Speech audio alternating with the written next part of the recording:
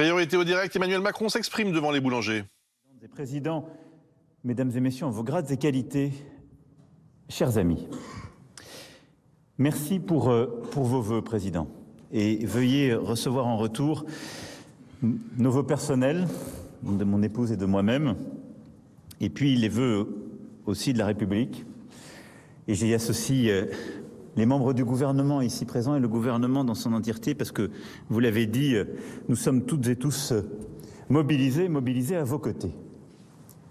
Et je tiens, comme vous l'avez dit en effet, à ce rendez-vous annuel, parce que c'est une tradition française. Et pardon, je salue le président du CESE que je vois devant moi et que j'aurais dû citer en premier, cher Thierry. C'est une tradition annuelle et nous y sommes attachés. Et cette tradition représente aussi un rendez-vous pour nos familles, un rendez-vous pour tous les artisans que vous êtes et pour la nation tout entière. Alors je veux d'abord vous remercier d'être là, avec une gratitude particulière pour Jean-Yves Boulier, à qui on doit ces chefs-d'œuvre de frangipane, et tous ceux qui ont mis, si je puis dire, la main à la pâte pour l'aider.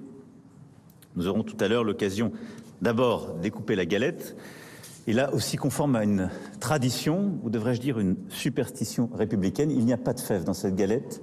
Je le dis tout de suite à toutes et toutes, parce qu'il se trouve qu'il n'y a pas de roi à l'Élysée, ici. Alors, parmi les défis de l'année écoulée, je vous devais un bravo tout particulier, et vous l'avez dit, pour l'inscription de la baguette au patrimoine immatériel de l'UNESCO, qui vient couronner le travail de toute une filière, votre mobilisation à toutes et tous, aujourd'hui, et je le dis ici aussi, des céréaliers aux boulangers, en passant par les meuniers, les levuriers, entrepreneurs, salariés et apprentis.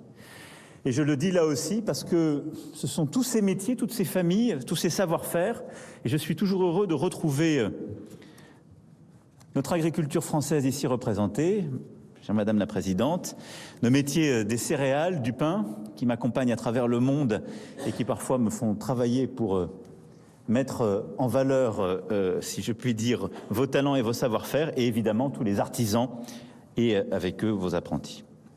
Le chemin a été long, exigeant, vous l'avez porté, et je veux vraiment vous féliciter pour cela. Ça a été une formidable victoire, mais au fond, ça montre une chose,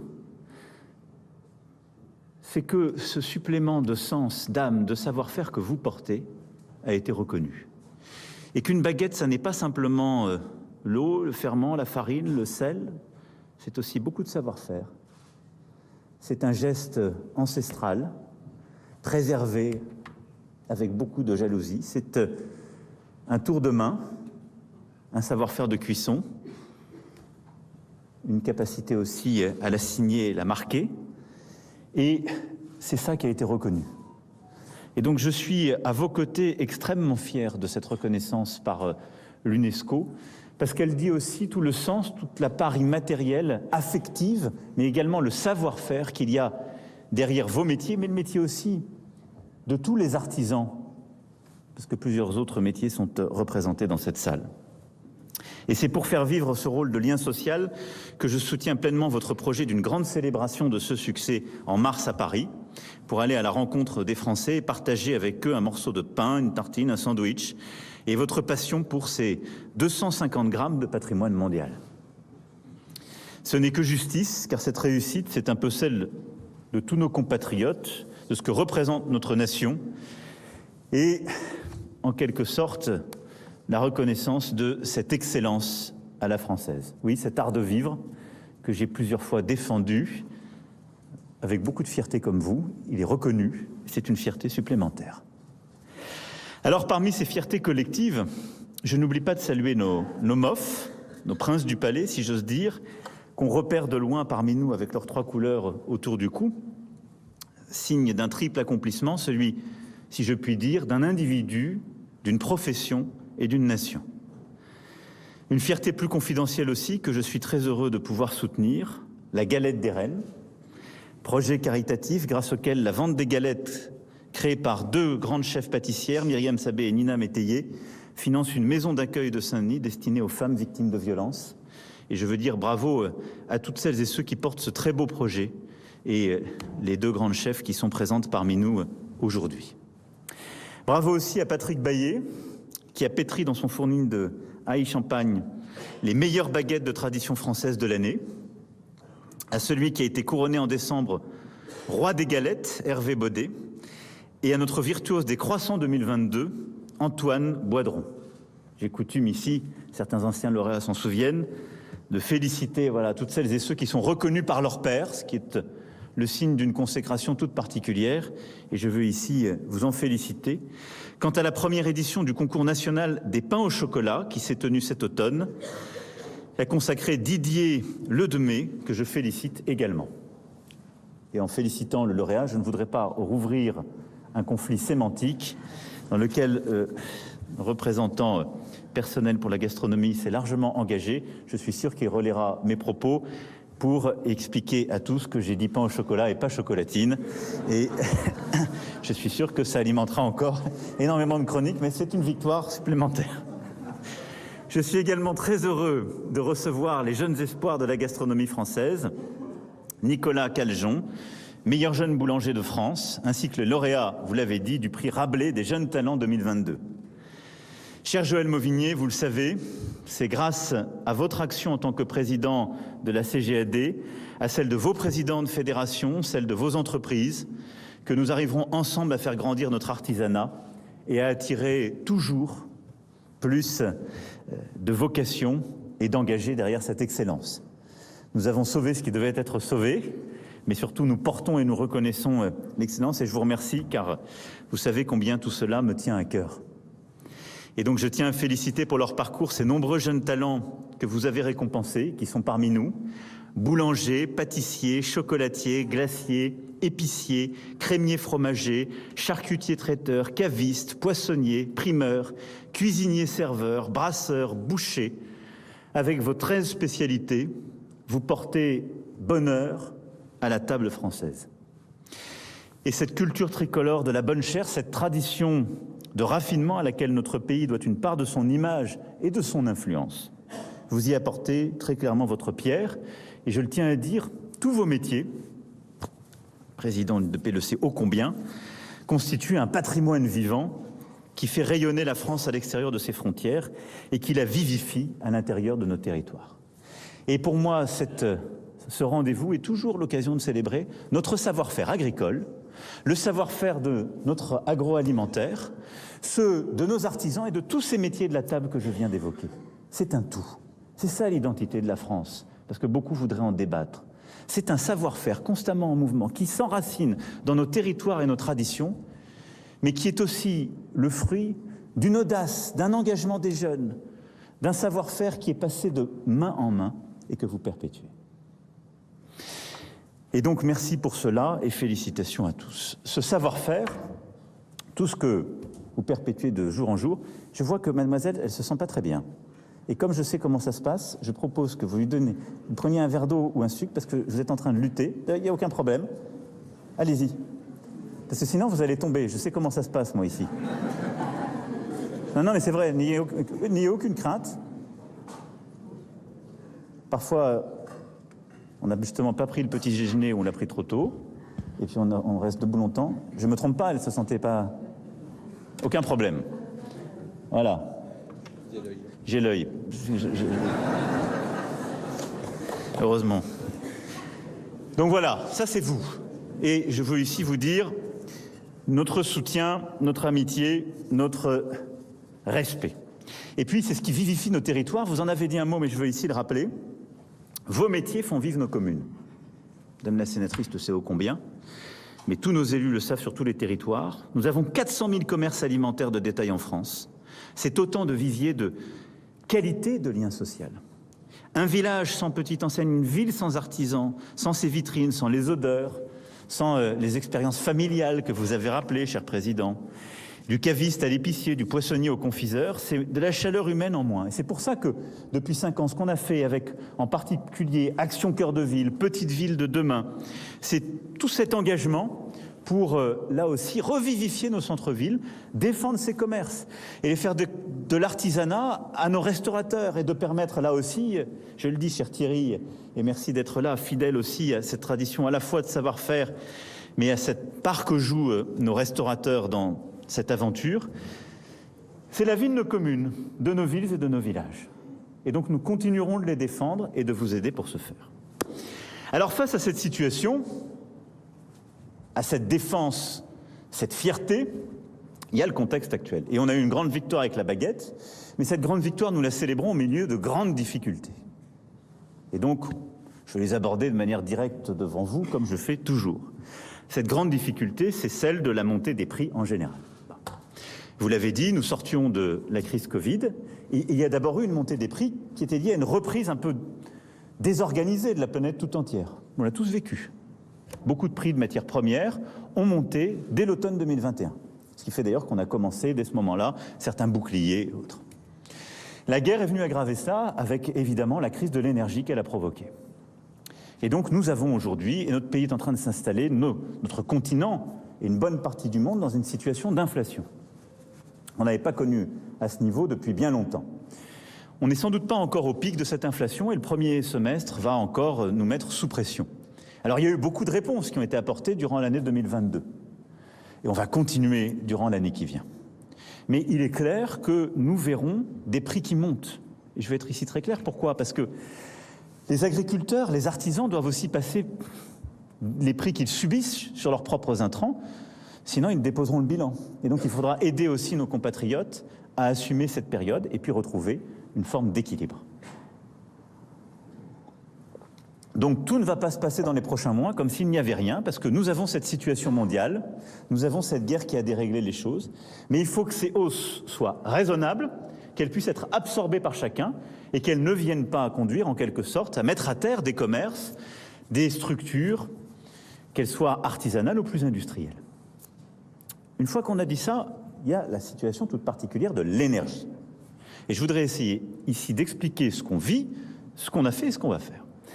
L'énergie, nous avons vécu une hausse qui était liée à quoi? D'abord à la guerre, là, parce que nous dépendions beaucoup, l'Europe, très peu la France, du gaz russe. Et donc, le fait que la Russie ait utilisé le gaz comme un instrument de guerre a fait d'abord baisser les volumes, puis a complètement coupé les volumes qui venaient vers nous dès l'été et fait monter les prix. Il y a eu derrière ça pas mal de spéculations, mais c'est le premier point. Le deuxième point, c'est que les Européens, et c'était bien normal, ont tout fait pour stocker avant l'hiver. Et donc on s'est tous rués l'été et l'automne dernier pour acheter sur les marchés de manière non organisée, ce qui a fait monter les prix. La bonne nouvelle, c'est qu'on a réussi un exploit collectif, c'est que cette Europe qui dépendait tellement du gaz russe a réussi à trouver d'autres sources de gaz et à se diversifier. Ça, c'est une vraie victoire. C'était pas écrit d'avance. Mais parce que ça n'a pas été coordonné, ça a fait monter les prix très fortement, surtout à la fin de l'été et pour une bonne partie de l'automne. Et c'est là où les prix ont atteint des sommes complètement folles, et où une partie d'ailleurs ont spéculé là-dessus, et les prix ont été au-delà même du réel. Et puis la troisième chose, c'est qu'on a un marché d'électricité dans notre Europe qui est mal fichu, depuis très longtemps, et qui fait que le prix de l'électricité dépend des quantités, des dernières quantités dont vous avez besoin pour faire votre électricité. Et même quand vous avez des modèles comme la France qui dépendent très peu du gaz historiquement, votre prix d'électricité dépend complètement de celui du gaz. Ces problèmes structurels, on est en train de les régler. Et donc, on a décidé d'acheter en commun en européen. On a eu les premières réunions en fin d'année dernière. Donc, normalement, sur 2023, on va encore avoir beaucoup de pression sur les prix du gaz. Mais on va éviter cette compétition qui va faire monter les prix dans tous les sens. On va resécuriser des contrats longs, là où toute l'Europe, tout l'Occident s'était habitué au fond à aller sur des contrats de très court terme, ce qui fait qu'on était plus fragile. Et puis, on a lancé, ça c'est une vraie victoire de la France des derniers mois, une réforme en profondeur du marché de l'électricité. Ce qui fait que dans ce semestre, la Commission va rendre sa copie et surtout on va essayer de le mettre en œuvre pour que ça s'applique au deuxième semestre, une réforme du marché de l'électricité pour qu'il dépende de nos coûts de production. En parallèle de ça, nous avons eu nos propres problèmes français, c'est qu'on n'a pas produit autant d'électricité, en particulier avec notre parc nucléaire, qu'on aurait dû. La guerre n'y est pour rien, l'Europe n'y est pour rien. Ça a été d'abord des événements qui n'étaient pas prévus, des défauts, des vérifications qu'il fallait faire. Il y a eu une mobilisation, on est en train d'améliorer les choses et je veux remercier toutes les équipes, en particulier d'EDF et de tous les sous-traitants. On a déjà beaucoup remonté, c'est ce qui m'a permis d'avoir un message rassurant sur la question de la fourniture d'énergie, mais les choses quand même devraient se stabiliser à des niveaux supérieurs dans la période. Donc, ça veut dire que structurellement en 2023, ça devrait aller mieux. Néanmoins, vous avez vos problèmes de facture. Alors vous avez remercié le gouvernement, mais je veux essayer maintenant de dire ce qu'on a fait et ce qu'on va faire avec l'ensemble, pas simplement des artisans, boulangers, pâtissiers, mais de l'ensemble de nos très petites entreprises.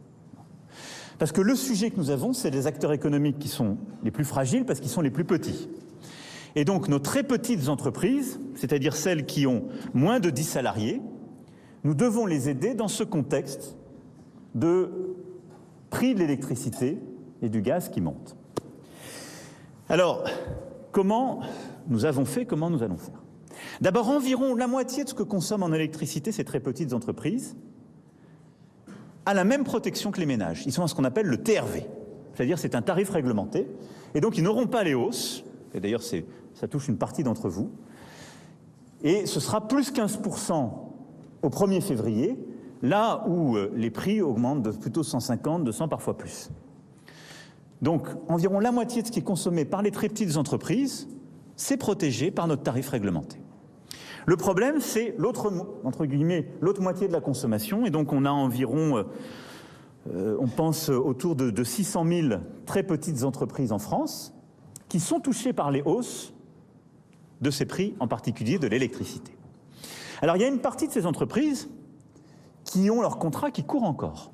Elles ont négocié un contrat il y a 1 an et ces contrats continuent à courir. Elles n'auront pas de problème. Elles ont de la visibilité, elles ont des contrats négociés avant la crise. Je les mets de côté. Mais il y a environ 2/3 des entreprises, et là je ne parle pas simplement des boulangers, je parle de toutes les très petites entreprises. Il y en a 2/3 qui ont des problèmes et qui ont eu à renégocier ces dernières semaines et ce dernier mois des contrats. Et là il y a plusieurs cas de figure. Il y en a qui ont négocié des contrats qui augmentent, et je vous le dis tout de suite, ça augmentera pour tout le monde parce qu'il n'y a pas d'autre possibilité, il n'y a pas de miracle. Mais qui ont des contrats qui ont augmenté, mais dans des proportions raisonnables et qui peuvent absorber. Et il y en a d'autres, c'est ce qu'on entend tous les jours, qu'on lit dans notre presse quotidienne, et je sais que parmi les vôtres aussi, il y en a, qui ont eu des x5 ou x10. Et ça, c'est pas normal. Ça, c'est abusif et aberrant. Alors, pour tout le monde, on a mis en place un dispositif, vous nous avez remercié pour cela, mais je le rappelle, qui va permettre de prendre en charge 40% de l'augmentation. C'est à la fois l'amortisseur et le guichet. Et donc, quelle que soit votre augmentation, 40% va être pris en charge par ces dispositifs. Alors, vous ne le voyez pas forcément tout de suite dans vos factures, parce que ça va apparaître en février, puis avec les guichets. Mais je le dis aussi parce que j'écoute parfois et je lis les tracts qui sont posés. Quand on vous raconte des bobards et qu'on vous explique qu'on va passer la TVA sur l'électricité de 20 à 5,5, et qu'on fait face à un doublement du prix, c'est moins efficace que quand on prend 40% de l'augmentation. Faites les maths simplement, mais moins 15 sur le prix, c'est moins efficace que les moins 40% sur le doublement. Donc c'est une bonne mesure, elle est efficace, elle est proportionnée. Par contre, oui, il y a des situations aujourd'hui, et ce que je veux vous dire, c'est qu'on va le faire pour les artisans que vous êtes, boulangers, mais pour nos bouchers, pour nos artisans, pour l'ensemble de nos très petites entreprises. Tous ceux qui ont négocié des contrats excessifs, c'est-à-dire qui sont au fond au-dessus des prix de référence qui ont été donnés par la Commission de régulation de l'énergie. Et la Commission de régulation de l'énergie, elle a dit en fin d'année dernière 280 € du mégawattheure. Aujourd'hui, je vois des contrats parfois à 500, 600 €. J'en vois même à 350 ou 400. Eh bien, ce qu'on va demander, dès maintenant, aux fournisseurs d'énergie, c'est de revenir vers chacun de ces artisans, chacune de ces TPE, et de les renégocier pour les remettre dans le lit de la rivière, si je puis dire. Parce que je vais être simple, sur les 3 prochains trimestres, quand je regarde les prix aujourd'hui, c'est 220 € du mégawattheure. 220 € du mégawattheure, c'est un peu plus que le doublement par rapport à ce qui se faisait l'année dernière. Mais si on est dans ces proportions, je vous demanderai un effort. Mais on vous aidera à hauteur de 40%. Mais on en a beaucoup parlé, vous avez travaillé avec les ministres et je vous en remercie. On considère que si c'est un doublement et qu'on prend 40%, on sait l'absorber. Par contre, si c'est des 350, des 400, ça n'est pas possible. Et donc, sur tout cela, donc tous ces contrats qui sont au-dessus des prix de référence donnés en fin d'année dernière par la Commission de régulation de l'énergie, ils seront renégociés en janvier et nous allons demander aux fournisseurs de les renégocier et de le faire. Je pense qu'il faut que vous aidiez ce jeune homme et je pense que manifestement... Alors, ouvrez les fenêtres et que quiconque se sent avoir un vertige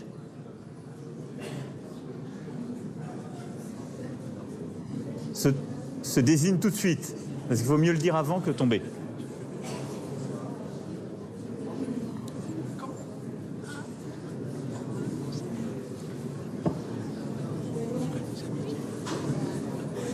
Ça va ?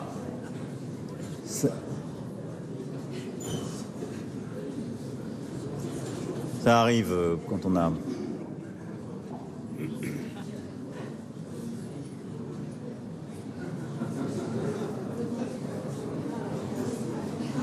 Vous n'êtes pas fait mal? Oui, il se relève. Oui, mais c'est un...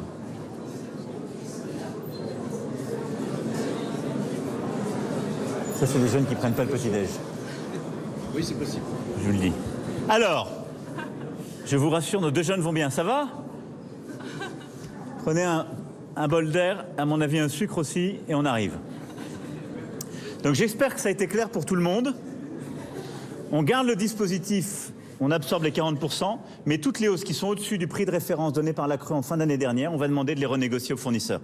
Sinon, honnêtement, c'est un jeu sans fin. C'est-à-dire qu'il y a des contrats excessifs et de toute façon, après, on va rattraper les surprofits faits par les fournisseurs. Donc on ne s'en sort plus. Et c'est illisible pour vous. Alors après, donc on va accompagner toutes les TPE, donc tous les moins de 10 salariés, sur cette affaire. Alors, on m'avait donné un numéro vert, mais il se trouve que j'ai eu un bon réflexe. J'ai testé le numéro vert qu'on m'a donné avant. Ça marche pas. Donc on va s'organiser d'ici lundi. Non, mais... Donc, et moi j'en ai ras-le-bol des numéros verts dans tous les sens. Donc, déjà, on va s'organiser parce qu'il y a une chose qui marche bien dans la République, c'est les préfectures dans chaque département. Donc pour tous ceux qui ont des angoisses, on va donner un renfort à nos préfectures pour les standards, mais on va prendre les noms des gens et on va mettre en place un petit dispositif d'alerte. Mais vous avez bien compris que ce n'est pas l'État qui va renégocier ces contrats. On demande aux fournisseurs de le faire. Mais tous ceux qui sont face à des angoisses, je veux qu'ils puissent les exprimer et les dire à quelqu'un parce que on ne s'est pas battus tous ensemble pendant la période du Covid pour aider, pour sauver des entreprises et les voir tomber maintenant.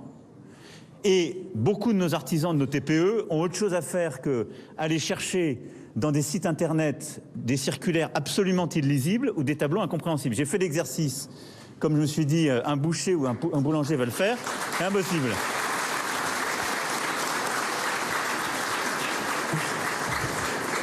Donc je vous dis, on va être là, on prendra 40% de la hausse, et donc vous aurez une hausse, c'est sûr, mais on va tout faire pour qu'elle soit raisonnable, on va vous accompagner pour pouvoir la passer et l'absorber, mais à chaque fois qu'elle sera déraisonnable, on va pousser les fournisseurs à la renégocier en janvier, et on va vous accompagner. Donc à partir de lundi, on va donner un numéro par département, on va le relayer avec l'ensemble des fédérations professionnelles, on va le mettre dans la presse quotidienne régionale et puis il y aura surtout quelqu'un au bout du fil qui répondra avec à la fois humanité et expertise et qui ne sera pas un site internet qui renvoie à des tableaux parce que quand on travaille du matin au soir et même très tôt le matin ou très tard le soir pour beaucoup de vos professions, eh ben on a besoin d'être accompagné et de ne pas passer 2 heures à attendre au bout du fil ou à passer 1h30 à chercher sur un site. Donc ça, c'est l'engagement que je prends pour accompagner de manière pragmatique. Voilà ce que je voulais vous dire sur les prix de l'électricité. Donc j'ai entendu l'inquiétude et l'angoisse. Elle est légitime. J'en ai, comme vous, assez qu'on ait des gens qui, sur la base de la crise, fassent des profits excessifs. Donc la crise, elle touche tout le monde. Il faut à la fin, de toute façon, qu'on absorbe cette hausse des prix parce qu'on ne produit pas cette énergie. Mais il n'est pas normal qu'il y ait des gens qui fassent des très gros profits dans un moment où on utilise quand même l'argent du contribuable pour aider les plus petits à résister. Donc on va remettre un peu tout le monde d'équerre dans cette période avec cette mesure et cet effort qu'on va demander. Enfin, et je terminerai là-dessus, nos jeunes, je l'évoquais, j'ai évoqué les MOF, j'aurais pu évoquer les meilleurs apprentis de France, que sont les MAF et plusieurs sont ici. Je veux vous remercier, Président, et remercier l'ensemble des fédérations ici présentes et toutes celles qui nous ont accompagnés. On a en effet mené, il y a maintenant un peu plus de 4 ans, une réforme historique de l'apprentissage. Cette réforme a été une réforme de confiance. On a donné aux branches professionnelles plus de responsabilités pour définir les règles. Ensuite, on les a simplifiées, on a simplifié les aides et on les a augmentées. Bilan des courses, là où on avait un nombre d'apprentis par an qui stagnait depuis des années autour de 250, 270 000. On est monté à plus de 700 000 en fin de quinquennat. Au moment où je vous parle, nous avons franchi les 800 000 apprentis, ce qui est encore une augmentation de plus de 11% par rapport à l'année précédente, dont les chiffres étaient déjà historiques. Le cap que j'ai fixé d'1 million d'apprentis, il est atteignable. Il faut simplement rien lâcher et continuer. Vous de vous engager, je vous en remercie infiniment, pour transmettre, et je sais que c'est du temps en plus pour passer cette passion aux jeunes, parce que c'est une passion, pour convaincre nos jeunes que ce sont des métiers formidables, parce que dans tous vos métiers, quelle que soit la qualification qu'on a au départ, on apprend des choses qui ne s'apprennent pas dans les livres, comme apprenti. On rentre dans des métiers qui sont des métiers de passion, et des métiers où, quel que soit le niveau où on rentre au début, on peut gravir tous les échelons, et finir grand chef, finir MOF, finir entrepreneur, et réussir, que ce soit de la boucherie à la boulangerie, en passant par la restauration. Et donc, nous nous engageons à maintenir en 2023, comme les années suivantes, les aides exceptionnelles au recrutement d'apprentis dont bénéficient vos entreprises à hauteur de 6 000 €. Et pour tous les jeunes apprentis mineurs qui sont en bac pro ou en CAP, il n'y aura pas de reste à charge pour vos entreprises. En effet, les aides sont augmentées de 5 000 à 6 000 € afin de soutenir davantage encore la formation des plus jeunes et de pourvoir à vos besoins de recrutement. Parce que je considère que cette aide qu'on donne, c'est un investissement.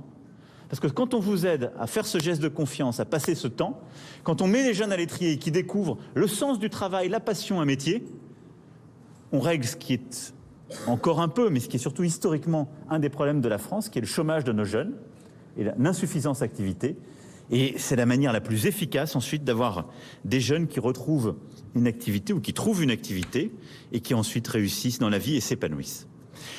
Et je veux dire ici que nous allons compléter ces réformes et cette stabilité qu'on donne à la voie de l'apprentissage par une réforme de la voie professionnelle et de nos lycées professionnels, à laquelle nous sommes engagés et qui est pour moi une des priorités de cette année. En effet, nous devons et nous avons besoin là de vos aides ensemble, réformer profondément. Nous donnerons plus de place au temps passé en entreprise, sans rien renier des apprentissages fondamentaux. Nous donnerons dans cette réforme plus de place aux professionnels dans la gouvernance des établissements. Nous revaloriserons la fonction d'enseignant et nous ajusterons les diplômes au marché de l'emploi.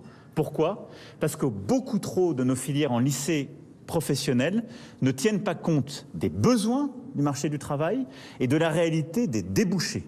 Et c'est une injustice criante, parce qu'on a beaucoup trop de jeunes qui vont dans ces filières, qu'on oriente mal, qu'on oriente en fonction, au fond, de notre offre éducative, mais ni de leurs souhaits, de leurs besoins, ni des besoins en termes d'emploi.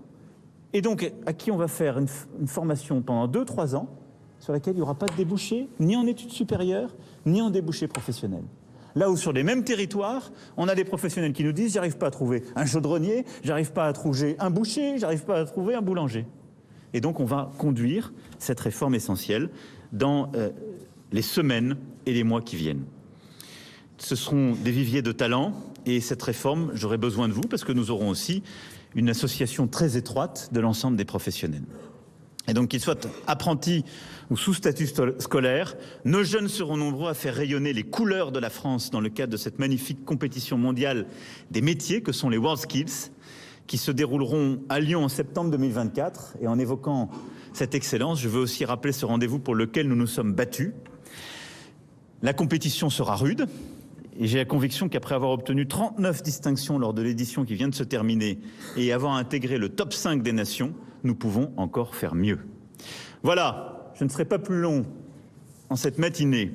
Et avant de découper notre galette, je veux ici vous dire la fierté de toutes les Françaises et de tous les Français pour le savoir-faire qui est le vôtre, mais plus largement, le savoir-faire des métiers que portent tous nos artisans, nos agriculteurs, des savoir-faire français. Et vous dire que nous traversons un moment difficile, mais si nous savons être responsables, solidaires et un peu organisés, nous le surmonterons. Et donc on va faire ainsi, très simplement. Vive la République et vive la France!